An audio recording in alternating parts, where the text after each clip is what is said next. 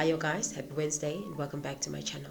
One thing that you should know about probing is that it has two outcomes. Either it will give you good outcomes or it will give you bad outcomes. And currently for Tebogo Malaya, the IDT, the suspended IDT CEO, as well as Shadrack Sibiya, it doesn't look like it will give them good outcomes. Instead, it seems like they're digging their own grave, or they've been digging their own grave. In this video, I wanted us to talk about what is going on with the IDT CEO, who has been exposed further by Daily Maverick, as well as Sibiya, who keeps on probing and is starting to be annoying. And lastly, I wanted us to talk about the solutions that Nhlanhla Mkhwanazi is providing with regards to unemployment and crime in South Africa, and also the update with regards to General Rudzani, Maphwanya, who is the general for the South African Defence Force. So today we saw that the Daily Maverick was further exposed after she made this interview and said that she was set up and she didn't give any bribe. Let me just refresh your memories on what she said. When I met the journalist, when we got there, before I even sat down, I said, I would like to have a separate conversation with you without Mr. Pash. And the reason I did that was that they've been meeting, both of them. I never had the opportunity to confront him about what has been happening. And the first thing I asked him was, why do you hate me so much? And he says, no, I don't hate you. I've been writing about Lucky Montana, Brian Molefe. It's not hate. And I said, but to me, it feels like it, because all these articles have been negative from work, and then they became very personal. And he says, no, but that's why we are meeting. We want to then improve on the relationship. And I said, I then highlighted how the negative articles affected me and affected my family. And then he said, no, I have had discussions with Mr. Pasha, and we had agreed on working relationship moving forward, and I had asked for a token of appreciation. And I said, I don't know anything about that. Maybe let us call Mr. Pasha then to come back. And then that's when I went to look for Mr. Pasha. I couldn't find him, and I asked him to call Mr. Pasha back into the meeting. So the token of appreciation would have been the money we saw? I don't know. At that point, I don't know. Remember, he said, we talked about the token of appreciation. And I said, I don't know anything about that. Let's call Mr. Pasha. Obviously, the journalist was not happy about that and further exposed her that she knew about the bribe. It was an intention to bribe him. And also revealed that this person has a waterfall property that was built by Colin Mashawana. And in that process, they didn't pay the EPWT workers their salaries. And when she was asked about that, she laughed. Hey, guys, let me just show you the clips of some of the things that were said in that interview. I was never part of a token of appreciation or a bribery, or I never went there with the intention to bribe anyone. So what did you bring today? 60. I brought about 60 out there. 60, okay. Okay, so I was not sure. Yeah. Well, she asked me, I also said, because I also can't discuss this thing on the phone with you. Sure. A 60,000 Rand cash offer, promises of lucrative tenders. Appreciation. And I said, I don't know anything about that. Maybe let us call Mr. Pasha then to come back. So you are saying there's an agreement you discussed as a way forward. So I said we must bring you back so that we are all on the same page. And I told him you did break me. But then maybe because we are here together. Let's go on the solidify. So the token of appreciation would have been the money we saw? I don't know. At that point, I don't know. Remember, he said, we talked about the token of appreciation. And I said, I don't know anything about that. Let's call Mr. Pasha. I would argue that I was set up. And one of the elements I said, look, I think going forward we'll be able to just bring token of goodwill, and then you can also look at the portfolio. Maybe you can have one or two people who are very experienced in that construction. So what did you bring today? 60. I brought about 60 out. The question then is, what did the Colin Mashawana Foundation do with the workers' wages?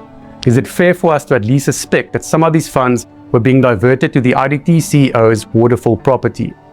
We think our evidence is more than sufficient to at least entertain the possibility. I also have a little bit of a sort of a moral concern. Those EPWP guys, right? They must get their salaries somehow. Yeah. Those workers, those are very poor people, eh? Yeah. Which ones? All the Maphwanya Foundation's people, yeah. Are there any? there's Because I intervened on the Bothaville and they were paid. Are there any ones that are still out? No, they're still outstanding on Bothaville. Yeah. The information. Even after the CCMA one, yeah.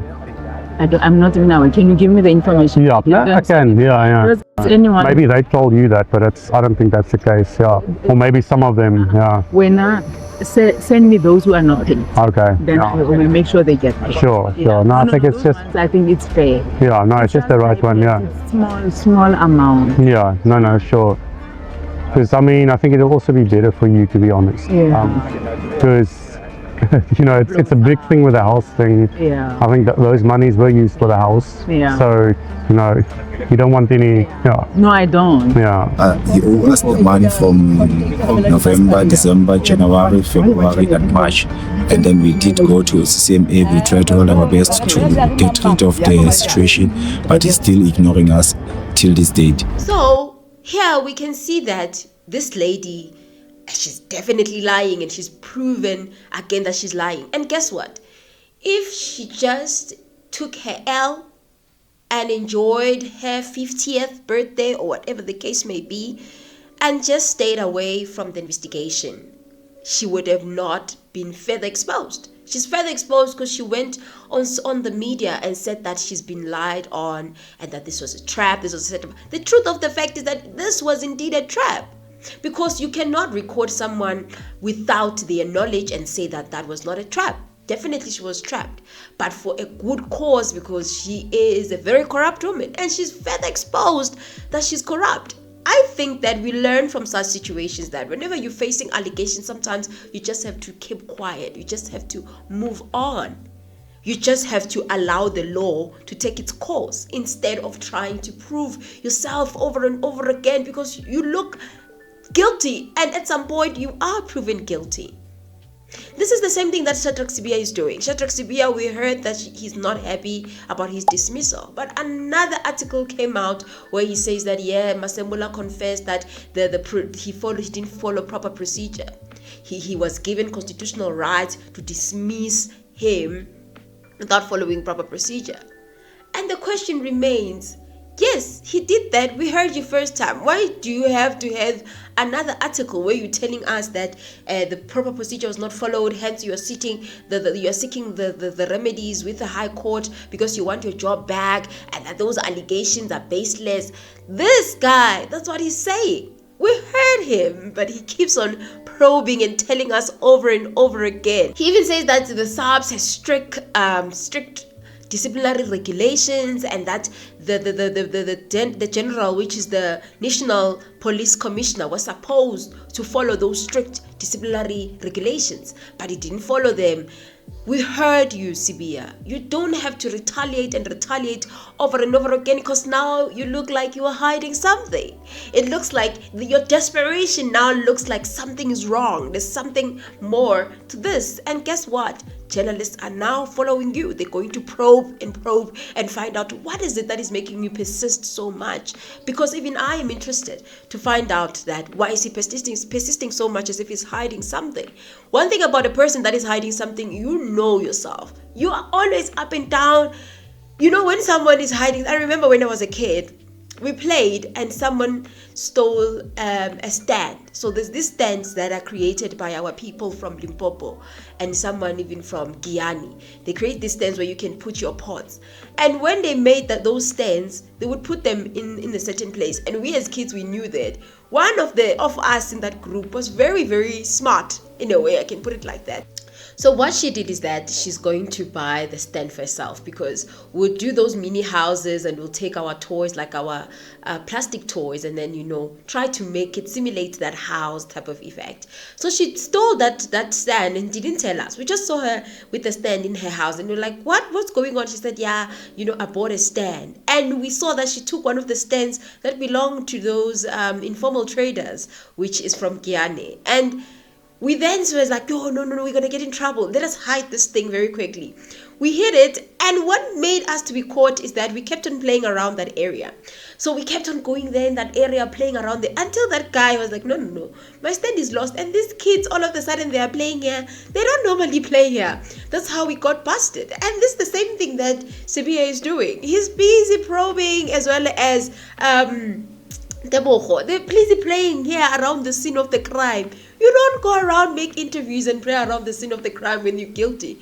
Just leave. Just take your L and leave and, relax and, tell yourself that it's over. You allow the law to take its course, because now it's in the hands of the law. And it's up to Macpherson to decide, and it's also up to the courts as well as the commission to decide the fate of Sibiya. Everything else, really, I just don't see the necessity for all this drama. Moving right along to Mkhwanazi. So Mkhwanazi, yesterday there was a stakeholders engagement session and he got to speak there, and one thing is that about him, he came with solutions for unemployment as well as crime. This is what he said with regards to the issue of high unemployment rate in South Africa.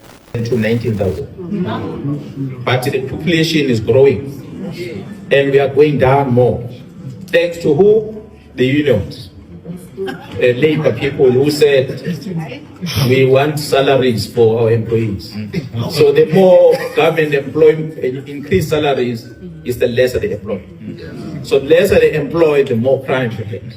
So we need to really interrogate and ask this thing. Prima, you said this country is going down in front of our eyes. The reality is we've got too many things that are wrong in our country that contribute. Labor laws are one of those.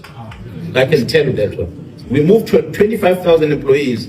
It was paying me to look at the NUMSA's Secretary General yesterday talking about the closures of UDA.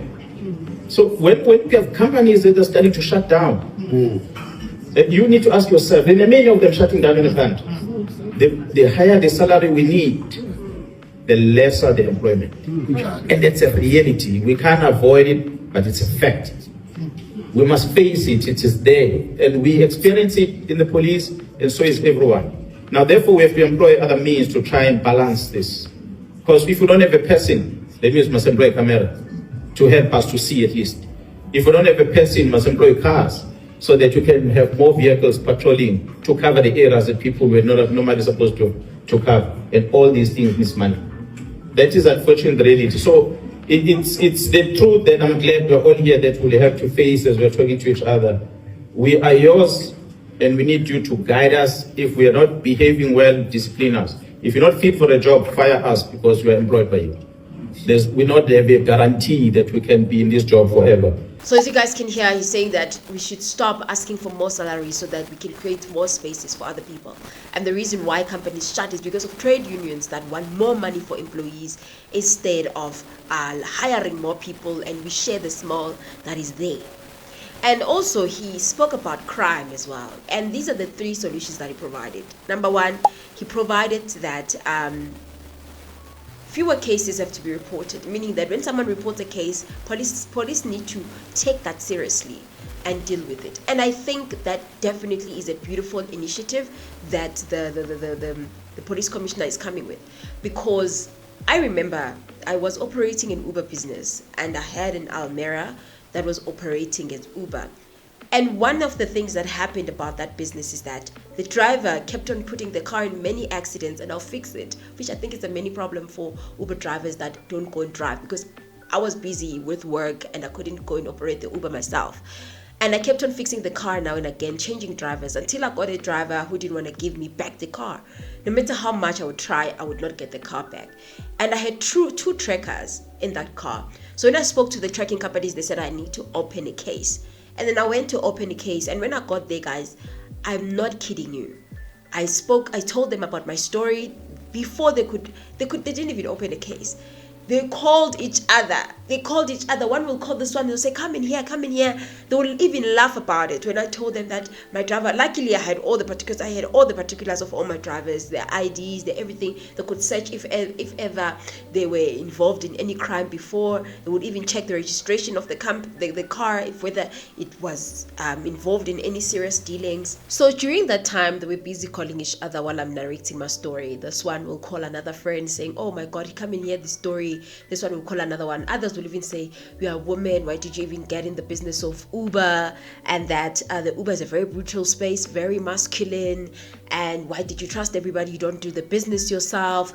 They were literally laughing at my story, guys. Like, imagine you sitting there by yourself. No one actually, because at that time the people that I came with to support me with this journey, they were standing outside. They didn't allow them in. So you are there by yourself. Every police officer that passes, they're like, come and hear the story. Their office was packed. And guys, I've recorded all of this and I had it on my phone. It's just that my phone now is blind.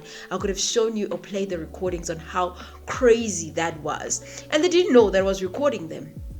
So I sat there allowing them to do everything, and then at the end, after they've done all the laughing, they didn't open the case. They're like, okay, just stand there outside, track the car, let's wait for the police vehicles because all of them are out, and when one arrives, we'll attend to you.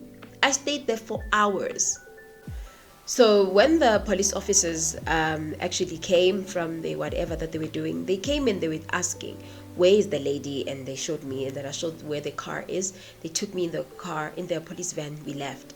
While we were on our way, they were like, no, but the car is far away from the police station, meaning that we don't have jurisdiction to fetch this car. So go to the nearest police station where the car is. And I was like, but that doesn't make sense because this is Uber. The car is moving. How can I go to a specific police station? You guys need to help me. They're like, no, unfortunately we can't. Then they took me back to the police station. Remember, in the police station, these police officers already are talking, telling each other that this one will ditch on you. So someone is like, okay, let me open the case for you. And while they're opening the case for me, they're like, but you know that we can help you without you having to use our services. They're finding now alternative ways, telling me about alternative ways on how I can get them the car. Even though I told them that, guys, I just need the statement. The car tracking companies are going to do the work. They're like, no, we can do it for you. We have friends that are already there in that area and they can, get the car very quickly. But this is the thing, you have to pay. You have to bribe. And the shocking part is that when I said, okay, fine, please, I just need the car. I just need my car back. That's all. Within a split of a second, the car was there and also the driver was found. And when the driver was found, they wanted even more money from the driver because the person that was found in the car was not even the driver that I hired. It was someone else altogether. So they then now want more money from this guy saying that, I will arrest you unless you want to. They didn't even share even a cent with me. So they collected money from the driver, they collected money from me. So that was the intention to begin with. They didn't want to help me. So I think that definitely this suggestion by Mkhwanazi is going to be rescuing a lot of people, including us who didn't get justice, because this happened in 2023 and can easily help, because they were like, no, this thing will take long, because some of the things that will say this case will take long because even after we got the car we won't give it to you immediately, we'll have to, I don't know, they did say that they'll have to do what I just wanted my car and go home. So I had to take desperate measures, meaning giving them the money that they're asking for back. Imagine how excruciating that process was. On top of that, I have trackers that I'm paying for. It would have been easy for them to open a case. I called trackers go get my car. Instead, they made it so hard that I got frustrated. I ended up taking whatever route that they wanted me to take, which involves on this one. Secondly, the police stations must maintain clean audits and remain accountable for each case. And I think that also is a good idea. Lastly, community satisfaction is very vital. He said that mainly community engagement sessions every month. So in my township, they used to do this. And one thing I realized about that is that sometimes works, but it depends on the community itself, because they will have these engagements, but still crime was high. Still people's phones were confiscated. Still people were robbed. There was just a lot of crime that was happening. To date, the crime is still happening. And there's nothing from the police that is being done. So, I definitely think that if these sessions are done, they also need to empower the community to have people that are willing to work on the ground, because talking needs action, needs to be accompanied by action.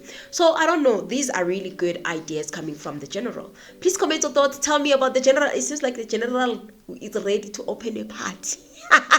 He's ready to be the president of the country, because the solutions that he's coming with are very, very practical, and those are the type of leaders we need in South Africa more than anything. This is where you converge and talk some sense to them. So until you switch on the television in the park and play a victim of gender-based violence in the TV screen while they are watching soccer match, pause on the social match, let them watch the reality that you face. If we go out in those areas and we promote such, we might start reaching out to the real people who are causing problems. Because most of the time they don't focus on serious news. They more social. They go and drink, they watch game, they go home and they pay their rent. That's a reality what we see. And when you analyze this, in the main, you find it within the township. That's where it happens. So rapes and sexual offenses, some of them might not be reported, especially in the rural areas. We have Honorable Premier, a forgotten district in this province. I don't know for whatever reason that is forgotten. Umzinyati district. It is the source of criminality in this province. I mean, the country large. Almost every hitman you get gets recruited from it. These are youngsters where the polygamy, it's a culture, it's a common thing. Just go around and find any boy that comes from there, you ask them, who's your father? They say, my father is so and so, I don't know my father. My father gave birth to myself and 2 siblings, and he had also another wife with another family, and he went to Johannesburg, he worked in the mine, he never came back. And we grow up, we have to fend for ourselves, we have to figure out how to navigate this life. And while on that, you also get a ubabomnane who comes and when the father dies, angene umama, and make your mama pregnant and forget about these children of his brother. And so when these boys grow up, they grow up not knowing what to do, and they get recruited. Lastly, I wanted us to talk about the General for the Defense Force, which is Rudzani Maphwanya. So Rudzani, guys, went to Iran. I will put the video here to those ones who wants the background. But now, he has been summoned to Parliament. He's been summoned by the International Relations Veterans and Defense Committee to appear together with Angie as well as Ronald Lamula, who's the Minister of International Relations. So Angie revealed later on that he did authorize the trip, and after she said that she did authorize the trip, that became even more problematic because people now were calling for her dismissal, her removal as the minister. That how do you authorize such a trip and publicly say that South Africa is supporting Iran, especially when you know the foreign policies of South Africa. And also it's been revealed that the president wants to meet the minister as well as the general, which is Rudzani. And it has not been clear whether these people are going to face disciplinary proceedings or whatsoever. It's just them being invited in the committee. And I think we'll revisit this matter properly in a proper video when this meeting has already been concluded. But also another thing that I wanted us to discuss is the United States of America, that it wants answers as to the clarification of South Africa's positions, especially in relations to Iran. And I don't know what the president will say, but knowing our president, I think they will definitely distance themselves. Someone in this whole thing will have to take an L. And it seems like likely it will have to be the general that will take an L. It seems like someone in this whole process will have to fall, meaning will have to be dismissed. And more likely it's the general. Because I don't think Ramaphosa will want to lose Angie. I always retaliate this point. Cyril Ramaphosa doesn't like losing his trusted allies. Angie is very trustworthy to any president that comes into control. During the time of Jacob Zuma, she was also very neutral because she didn't say anything when Zuma was going through the Zondo Commission. She didn't say that there's something wrong with that. She just kept quiet. Whereas with Ramaphosa, she's really trustworthy. Even Ramaphosa, to a point that when he leaves, he always sometimes puts her as the acting president. So he trusts Angie. I doubt that she will lose her job. I think that the sacrificial lamb will definitely be the general. He's going to be the sacrificial lamb in this whole situation. And also, we must not forget that she's one of the longest members of the ANC. She's been, she's been providing some kind of stability. And one thing about the ANC, they don't like losing their veterans. They always keep their veterans around. Look at Tebogo Malaya.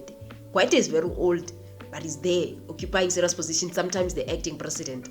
So yeah, I think he's just definitely not going to lose her job, but the general seems like he's going to be the sacrificial lamb. But the public is very much on his side. I don't know what will happen, because if South Africa is going to respond to the United States of America, they better have something that shows that they are not happy about that visit, including the dismissal. Because Donald Trump will ask, why not dismiss this person if you're not happy? So, so sad. I hope the general will look for other alternatives, because it seems like he's going to lose his job. Otherwise, guys, tell me your thoughts. Tell me what you think. I will see you on my next upload. Bye.